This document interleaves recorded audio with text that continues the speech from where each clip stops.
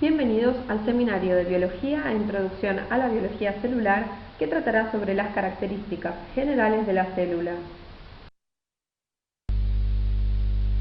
En este seminario trataremos brevemente los siguientes temas: herramientas y técnicas de estudio en biología celular, entre ellas la microscopía; diferencias entre célula procariota y eucariota, definiendo el concepto de compartimentalización celular; breves conceptos acerca de organización general de la célula, los cuales iremos profundizando durante los próximos seminarios; y por último, concepto de virus, viroides y priones y su relación con la célula. Comencemos entonces por plantearnos la siguiente pregunta: ¿cómo hacemos para estudiar a la célula?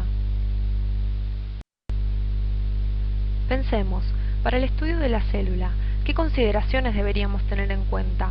¿Y qué características o propiedades de las mismas? En primer lugar, ¿alguna vez se han preguntado cuál es el tamaño de una célula y también el de las estructuras que la conforman? A priori, todos podemos decir que ese tamaño es muy pequeño, de hecho, en la mayoría de los casos, invisible al ojo humano. Como vimos durante la reseña histórica, el descubrimiento del microscopio óptico abrió enormes posibilidades para el estudio de la biología.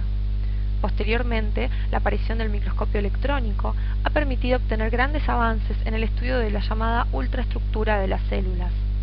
Por otro lado, ¿las células y organelas presentan coloración o es necesario recurrir a técnicas de tensión para observarlas correctamente? Asimismo, sabemos que la célula es la mínima unidad estructural y funcional de materia viviente, pero la técnica que voy a utilizar para estudiarla, ¿implica la muerte de la célula o permite estudiar a la célula viva?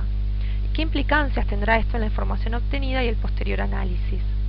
Otra pregunta podría ser si existen técnicas que me permitan aislar cada uno de los componentes celulares y de esta manera estudiarlos por separado. Por último, ¿qué aplicación podemos darle a estas técnicas en el contexto de las ciencias de la salud humana? Comenzaremos definiendo el límite de resolución. El límite poder de resolución es una medida de la capacidad para distinguir un objeto de otro. Es la distancia mínima que debe haber entre dos objetos para que sean percibidos como objetos separados. El ojo humano solo tiene un poder de resolución de aproximadamente 100 micrones. La mayoría de las células eucariotas, sin embargo, miden entre 10 y 30 micrones de diámetro, lo que es de 3 a 10 veces menos que el poder de resolución del ojo humano. Las células procariotas, como las bacterias, son aún más pequeñas, pudiendo medir menos de 1 micrón de diámetro. Los virus miden en general de 10 a 100 nanómetros, mientras que las moléculas que conforman las estructuras presentan tamaños menores a 1 nanómetro.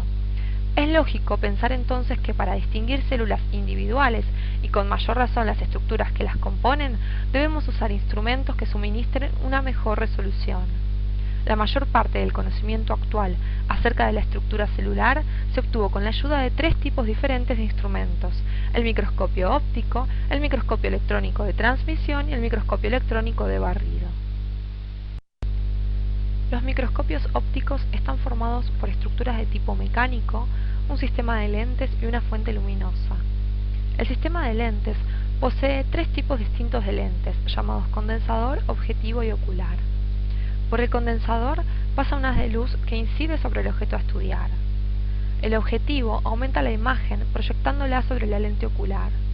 Esta última aumenta más la imagen del objeto y a su vez la proyecta sobre el ojo. El aumento del microscopio hace referencia a dimensiones aparentes de los objetos comparados con su tamaño real. El microscopio óptico no puede resolver detalles menores a 0,2 milímetros. Se puede entonces distinguir las estructuras más grandes dentro de las células eucariotas y también células procariotas individuales. Sin embargo, no podemos observar la estructura interna de las células procariotas ni distinguir entre las estructuras más finas de las eucariotas. Aquí presentamos una imagen obtenida con microscopio óptico de las células presentes en sangre obtenida por punción venosa, donde podemos observar los eritrocitos o glóbulos rojos y la presencia de un linfocito. En los microscopios electrónicos, en lugar de un haz de luz, se utiliza un haz de electrones, mientras que las lentes están constituidas por electroimanes, ya que los electrones no pueden atravesar lentes cristalinas. Existen dos tipos de microscopios electrónicos: microscopio electrónico de transmisión y microscopio electrónico de barrido. Con el microscopio electrónico de transmisión, el poder de resolución aumentó cerca de 1000 veces respecto al microscopio óptico. En el microscopio electrónico de barrido, los electrones no atraviesan el preparado, a diferencia del microscopio electrónico de transmisión, sino que este es barrido por un haz continuo de partículas. Su poder de resolución es inferior al microscopio electrónico de transmisión, pero permite obtener representaciones tridimensionales vívidas de las células y de las estructuras celulares, lo cual compensa, en parte, su resolución limitada. Y aquí podemos ver la imagen de una célula eucariota obtenida por microscopio electrónico de transmisión. Para ser observadas al microscopio, las muestras deben ser sometidas a un tratamiento previo. La obtención de muestra debe hacerse con instrumental adecuado y mucho cuidado para no dañar las estructuras. En este caso podemos observar la toma de muestra de tejido epitelial mediante una biopsia. Los especímenes deben ser fijados con formol para evitar la degradación enzimática de las células, deshidratados para el mismo motivo e incluidos luego en parafina para formar el denominado taco, que permite conservar a la muestra por un tiempo indefinido. Luego son seccionados en cortes ultrafinos utilizando un micrótomo. Las células y sus componentes son casi completamente transparentes a la luz, ya que el 70% del peso de las células corresponde a agua, a través de la cual la luz pasa fácilmente. Para crear suficiente contraste cuando se usa el microscopio óptico, las células deben ser tratadas con colorantes que se adhieran diferencialmente a componentes subcelulares específicos, produciendo regiones de opacidad diferente. Una de las tinciones más comunes es hematoxilina iosina, que tiñe a los núcleos celulares de azul y el citoplasma de rosado. Y aquí podemos ver una imagen obtenida mediante el microscopio óptico de un tejido epitelial. Para el microscopio electrónico, los especímenes se tratan por lo general con compuestos de metales pesados. Aquí vemos una imagen de un tejido epitelial obtenida por microscopio electrónico. Esto generalmente se utiliza a nivel de investigación y no a nivel clínico. Todas estas técnicas conducen a la muerte de la célula y más aún a cambios químicos y morfológicos que no se encuentran en células activas en la matriz extracelular.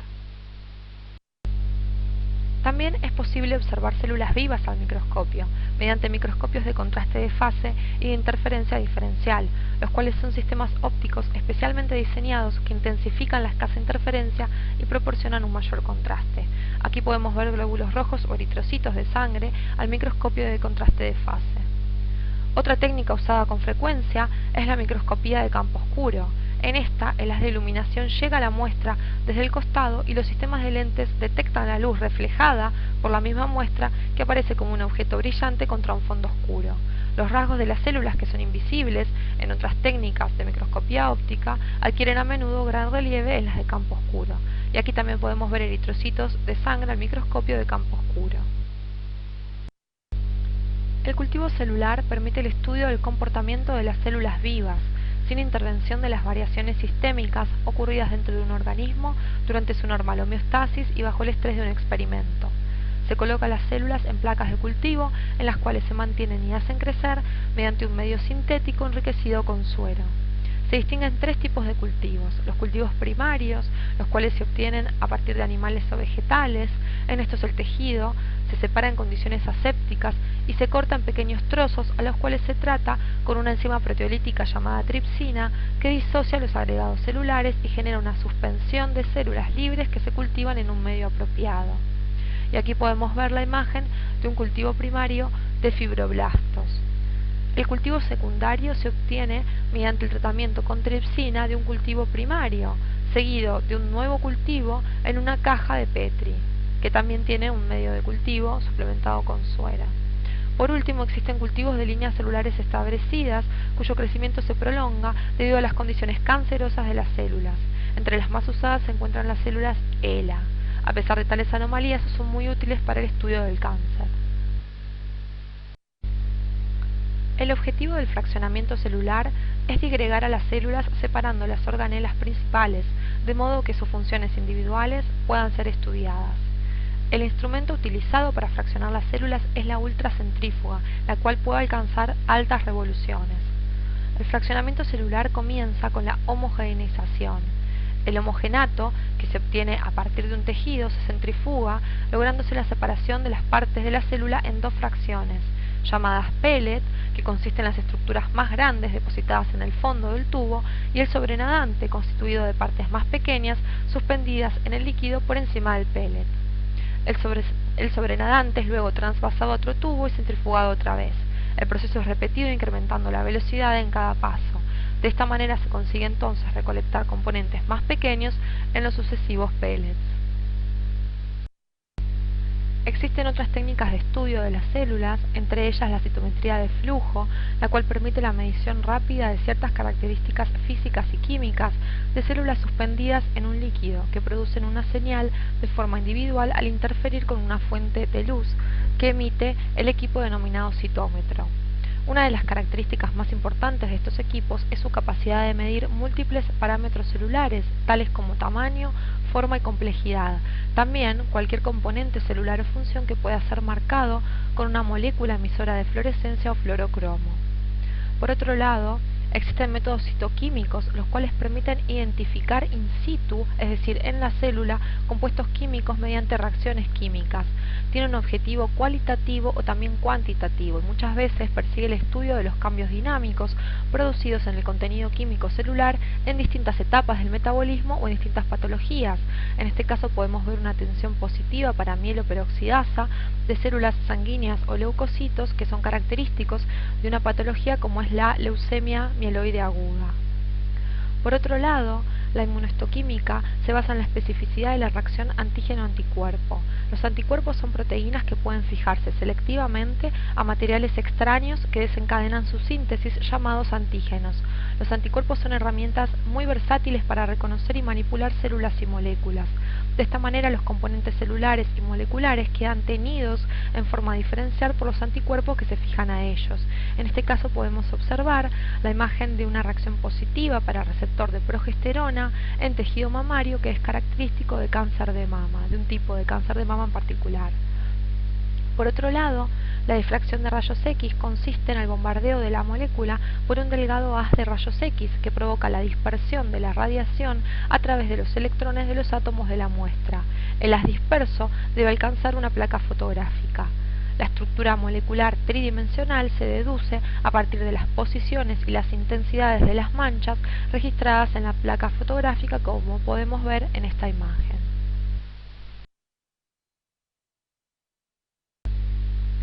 Para finalizar esta sección podemos pensar en las aplicaciones que tienen estas técnicas en la práctica profesional, tanto en la medicina, principalmente en la especialización de anatomía patológica, la cual se dedica al estudio de los cambios estructurales y funcionales de las células, tejidos y órganos que constituyen la base de la enfermedad.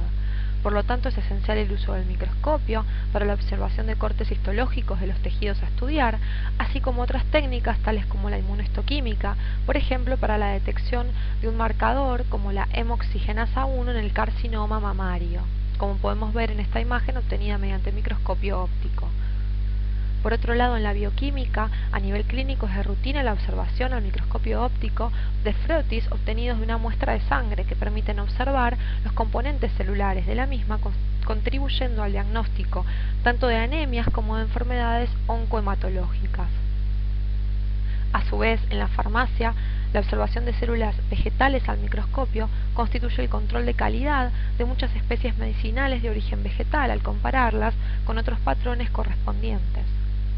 En odontología se han desarrollado reacciones histoquímicas para el diagnóstico y estudio de la rizólisis, que es un proceso de destrucción y reabsorción temprana de la raíz de los dientes, así también como para distintas patologías como el cáncer. Vamos a estudiar ahora las diferencias entre célula procariota y eucariota y el concepto de compartimentalización celular. Ocurrida la aparición de la primera forma de vida, la variedad de células que existe es increíblemente grande, abarcando desde organismos unicelulares hasta el hombre. Existen dos tipos distintos de células: las células eucariotas, que poseen núcleo verdadero, y las procariotas sin núcleo verdadero. Todas las células comparten dos características esenciales. La primera es la existencia de una membrana externa o membrana plasmática que separa el citoplasma de la célula de su ambiente externo. La otra es el material genético o la información hereditaria, la cual dirige las actividades de una célula y permite reproducirse y transmitir sus caracteres a la progenie. La principal diferencia entre estos tipos celulares se debe a la compartimentalización característica de los eucariotes. En estas células, cada compartimento está destinado a una función particular. Es decir, que en las células eucariotas el trabajo celular está dividido en espacios diferentes, lo que las hace más eficientes. En los procariotes todas estas funciones se realizan o bien en la membrana plasmática o en el citoplasma.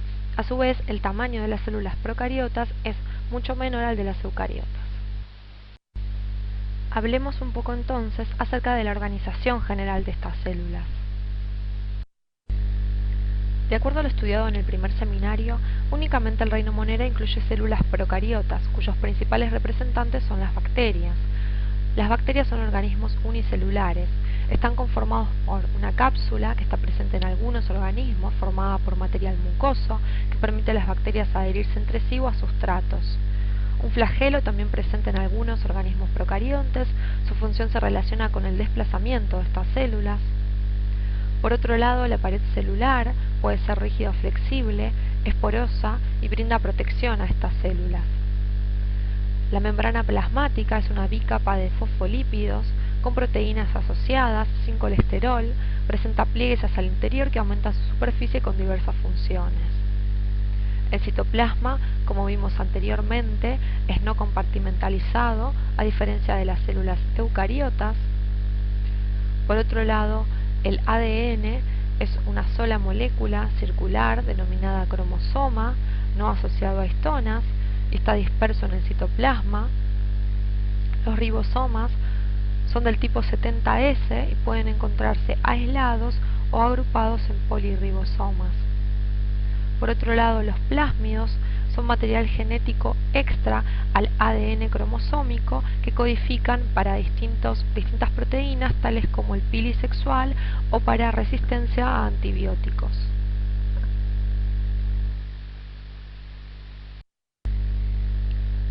Aquí podemos ver una imagen de células bacterianas obtenida mediante microscopía electrónica. Podemos observar que por fuera de la membrana plasmática se encuentra la pared celular.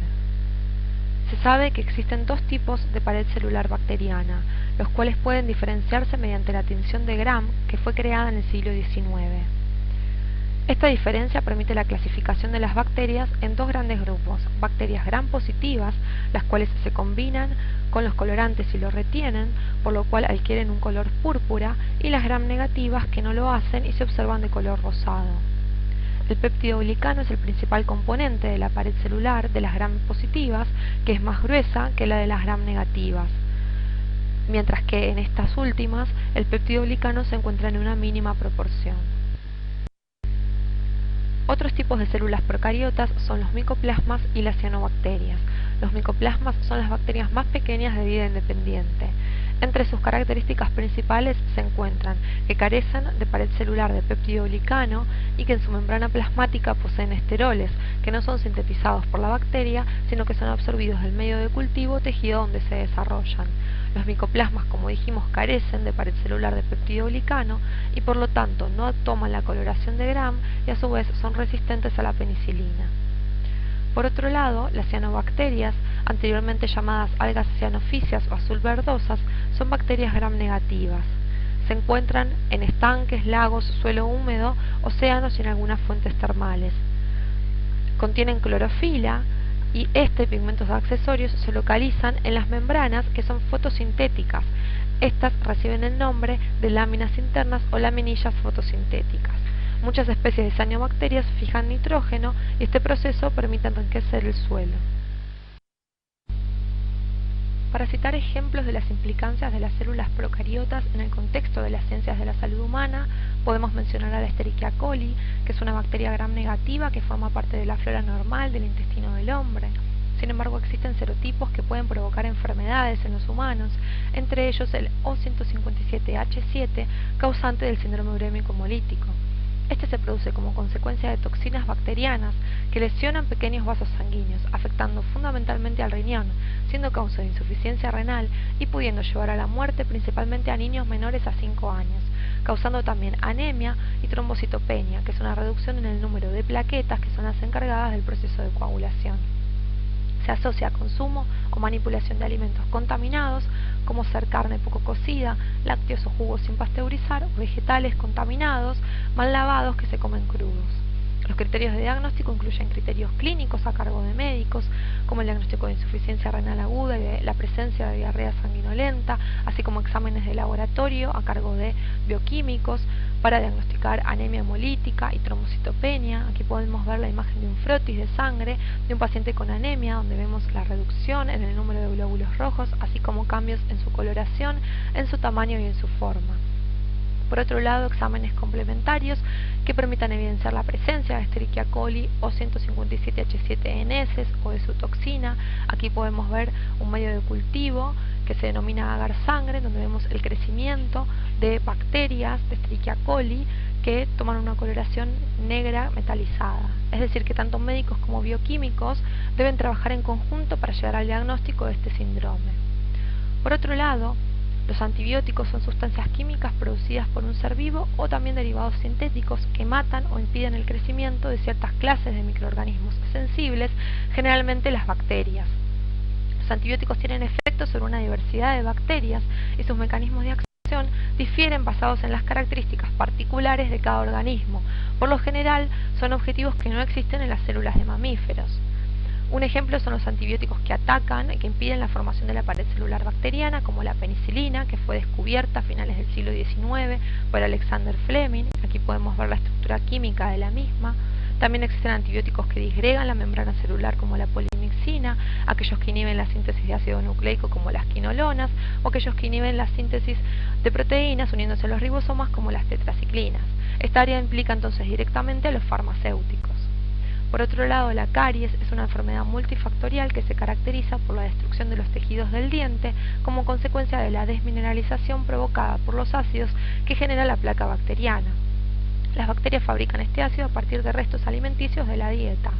Streptococcus mutans es una bacteria gram positiva, anaerobia facultativa, que se encuentra normalmente en la cavidad bucal humana, formando parte de la placa bacteriana y que se asocia al inicio y desarrollo de la caries dental, como podemos ver en esta imagen, obtenida por microscopía óptica.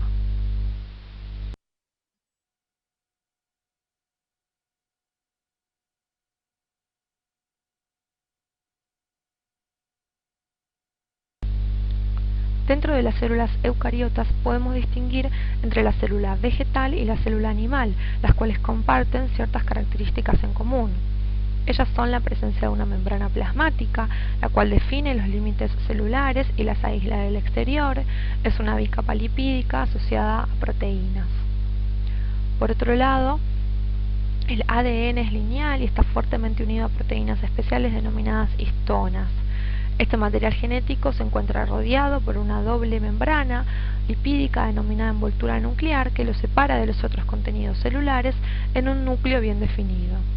A su vez, en las células eucariotas, ciertas proteínas se organizan formando intrincadas estructuras que dan lugar a una especie de esqueleto interno llamado citoesqueleto, que aporta sostén estructural y posibilita el movimiento celular.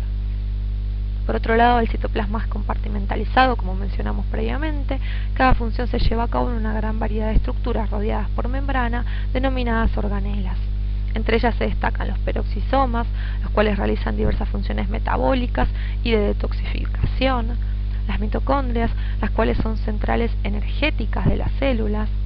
Por otro lado, los ribosomas se encargan de la síntesis de las proteínas, el retículo endoplásmico liso, en el cual se sintetizan distintos tipos de lípidos, el retículo endoplásmico rugoso asociado al transporte y procesamiento de proteínas, y el aparato de Golgi, que es modificador y distribuidor de proteínas sintetizadas en el retículo endoplásmico rugoso. Por último, los lisosomas, que contienen enzimas digestivas para la degradación de moléculas complejas. Estas últimas 4 organelas constituyen el sistema de endomembranas de la célula, del cual hablaremos en los posteriores seminarios. Por otro lado, las células vegetales presentan una pared celular, cuya estructura es diferente a la de la pared celular bacteriana, que está compuesta por celulosa y otros polisacáridos. Las células animales carecen de pared celular. Otra organela presente en las células vegetales son los cloroplastos, donde acontece la fotosíntesis. Por otro lado, las células vegetales presentan una gran vacuola central que lleva a cabo la función de los lisosomas en las células animales. Aquí podemos observar imágenes de una célula vegetal con sus estructuras características y también de una célula animal al microscopio electrónico, apreciando las diferencias mencionadas anteriormente entre estos dos tipos celulares.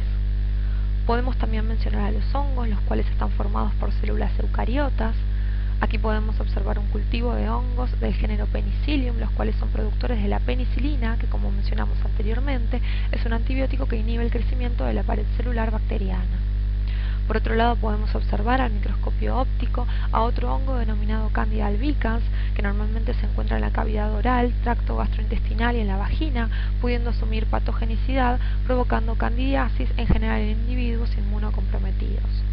Por último, podemos observar una imagen al microscopio óptico de un parásito denominado Toxoplasma gondii bajo su forma de quiste, el cual también está formado por células eucariotas. Este parásito es el causante de la toxoplasmosis, que es una enfermedad infecciosa en general leve, pero que puede volverse fatal, especialmente en fetos humanos. Esta puede ser transmitida al hombre por contaminación con materia fecal de gatos, que son los huéspedes finales de los mismos. Por último, estudiaremos la relación de los virus, viroides y priones con las células. Recordando los conceptos tratados durante el primer seminario, podemos afirmar que los virus no son considerados células, ya que no pueden realizar dos funciones básicas, características de la materia viva, metabolismo y reproducción. Para ello, deben infectar a una célula y utilizar de la misma toda la maquinaria de síntesis. Los definimos entonces como parásitos intracelulares obligados. Los virus están formados por material genético más proteínas. El material genético o ácido nucleico puede ser ADN o ARN. Por otro lado, las proteínas se encuentran formando una cubierta llamada cápside, formada por unidades más pequeñas denominadas capsómeros. Algunos virus pueden tener otra cubierta más de lípidos, proteínas y glucoproteínas. Estos virus se denominan virus envueltos, ya que presentan envoltura. Los virus que carecen de envoltura se denominan virus desnudos. Por estar formados por una asociación de macromoléculas, pertenecen al nivel de organización macromolecular complejo o subcelular. Los bacteriófagos son virus específicos de las bacterias.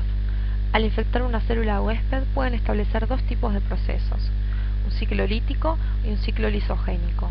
En ambos casos el ciclo comienza del mismo modo. El virus reconoce la célula a infectar, se une a su membrana e ingresa el ácido nucleico viral. La cápside queda por fuera de la célula. En el ciclo lítico el ácido nucleico se multiplica en forma independiente al ADN de la célula infectada. Luego se sintetizan las cápsides y finalmente se ensamblan cápside y ácido nucleico, formándose así los virus hijos que salen de la célula rompiendo su membrana. En el ciclo lisogénico, el material genético viral se integra al material genético de la célula infectada, pasando a estar en estado de profago. Se multiplica entonces su material genético junto con el material genético celular. Cuando las condiciones son las apropiadas, el ADN viral se separa del ADN celular, se multiplica y después forma cápsides y ensambla virus hijos, de la misma manera que el ciclo lítico.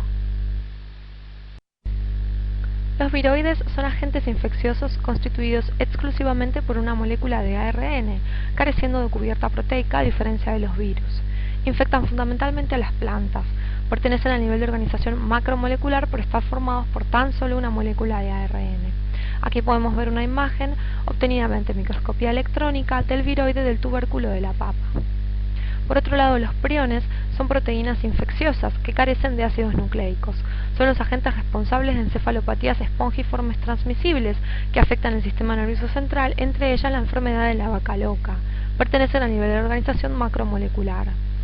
Aparentemente, estas enfermedades son causadas por el cambio en la estructura de una proteína normalmente presente en las membranas celulares llamada proteína priónica o PPR.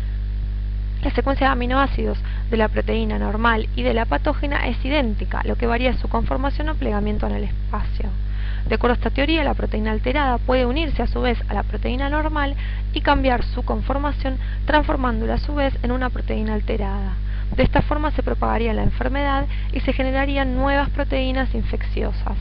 De esta forma, el pasaje de la forma normal a la patológica es catalizada por el mismo prión. Por lo tanto, hace falta una pequeña cantidad de este para provocar la transformación de toda la proteína normal. ya que se trata de un fenómeno de crecimiento exponencial.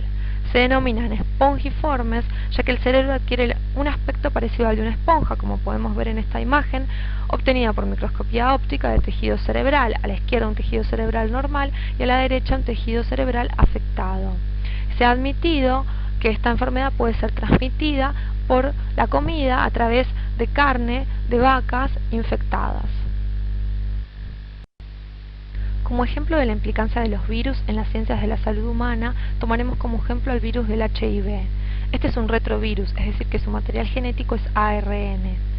Presenta una membrana lipídica, por lo tanto se trata de un virus envuelto. De ella sobresalen principalmente dos glicoproteínas, la 41 y la 120, esenciales para la entrada del virus en las células a las que infectará.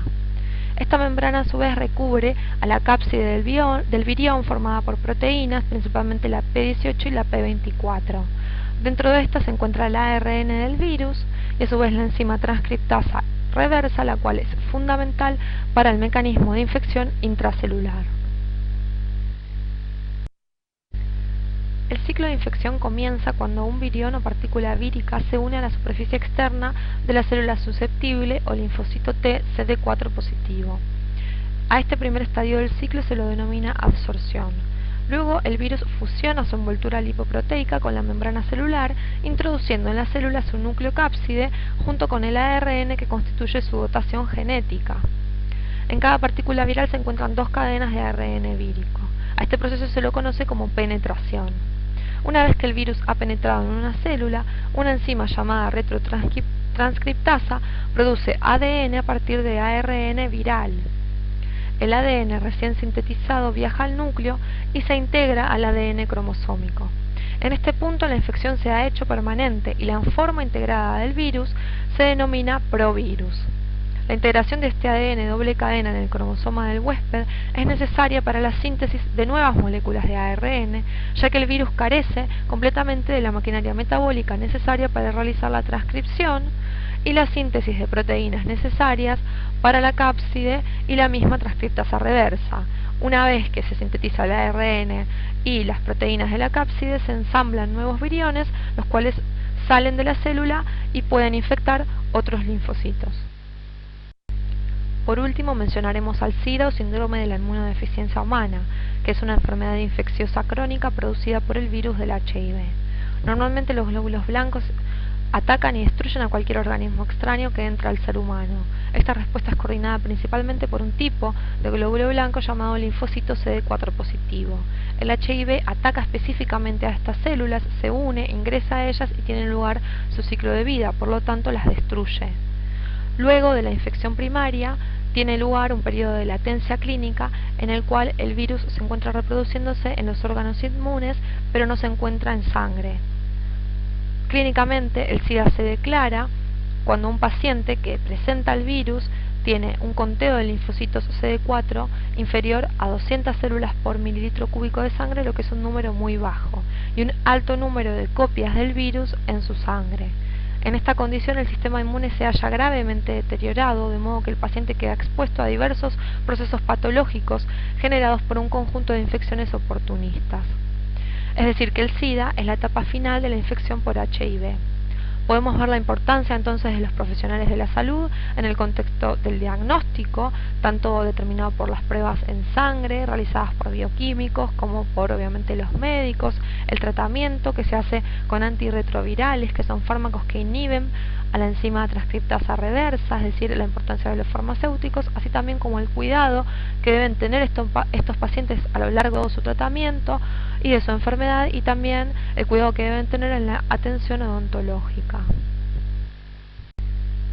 Llegamos al final del seminario. Muchas gracias a todos por su atención.